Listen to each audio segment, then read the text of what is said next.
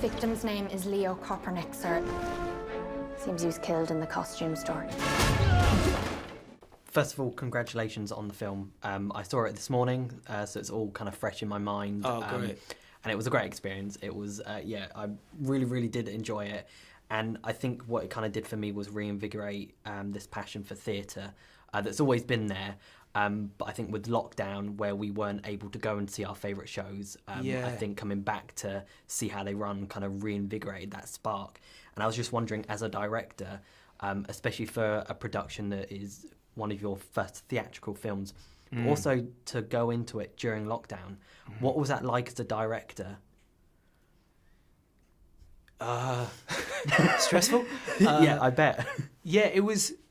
It's interesting because so many of the things that you've touched on are like relevant to this production, like not just the story of the film, but also, you know, I really feel like it's a film to go back and see in the theatre, as in the cinema. You know, to watch with groups of friends and family, because it's easy to forget the joy of like laughing with a group of your friends or your family, or just a large audience in a room together. You know, it's just the total buzz. And also, obviously, making it in the heart of the pandemic was a blessing and a curse, because on the one hand, you know, things were stressful for everybody. It was a really tough time. But on the other, we had this amazing opportunity to film in some incredible locations and incredible theatres around London. So places like the Old Vic and the Dominion Theatre and the St Martin's Theatre, all of which make it into our film. And that was really special to like be able to go to those places. Bittersweet, of course, because their doors were closed at the time. But yeah, it was nice to be able to give something back to them in a sort of financial sense, and also you know, put these iconic locations on the big screen. It was He killed Kopernik to hush up the affair. Case closed. I'm doing it again, aren't I, sir? Jumping to conclusions. Yeah, a little bit. You never quite see how they run kind of portrayed them, because everyone is so used to seeing them packed full of people. A bit more kind of, I guess, modernised in a way, because obviously this is set in the 1950s. Yeah. And it was such a wonderful aesthetic. It really kind of was a love letter to the 1950s and also to theatre as a whole. Yeah. And what was it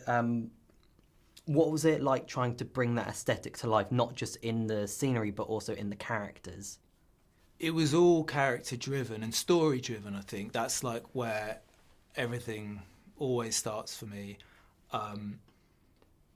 and by that I mean it's the story of a partnership, and it's the story of these two detectives played by Sam and Saoirse, who are entering this world where they are completely out of their depth, you know, this world of London's West End theatre scene.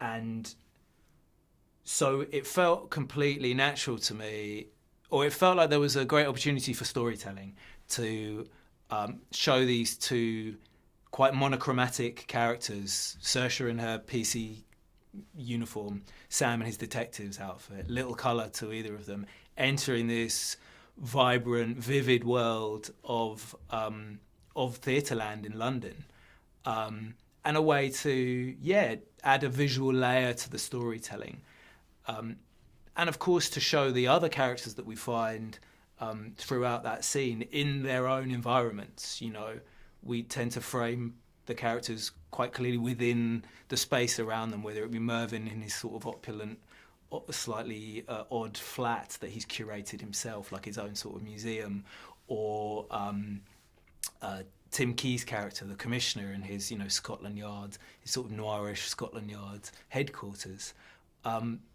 It was just a gift in terms of a vibrant world that hopefully is great fun for the audience to enter and follow these two characters on their journey through that world. Yeah, I think everyone was going to really enjoy it, and I think what's good about it is that it does keep you guessing. There are so many red herrings thrown at you, and I think it's going to be a very playful trip to the theatre, and I can't wait for everyone else to kind of experience it and see kind of gather their thoughts as well. Yeah, so great. Yeah, huge congratulations on it. Thank you so much. And thank you for taking the time. It's been brilliant. It's really a big honour actually being able to talk about this sort of stuff with you. Oh, thanks so much. No. Yeah, you know what? I think it's like, it's above all, it's, as I said, it's hopefully a film that like reinvigorates people's appetite for like watching things together, whether that be theatre or film. It's like, that's an experience you can't get at home. Exactly. Yeah. Thank you so much. Thank you so much. Thank you for taking the today. time. Thank you. Appreciate it. Pleasure to meet Thanks you. a lot. Inspector. I arrest you for the murder of Leo Cochran. We have a serial killer on the loose. Please stand back. He keeps the key under the mat. We are no longer merely suspects. We are also potential victims.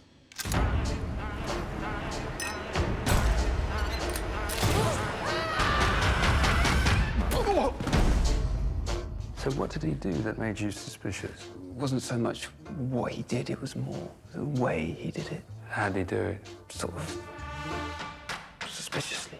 Right. Thanks for watching, Super Friends. If you enjoyed this video, then make sure to hit the subscribe button just down below and hit the bell so that you can get notified whenever we release brand new videos. In fact, there's 2 more waiting for you to watch right here below. So what are you waiting for? Why not click play?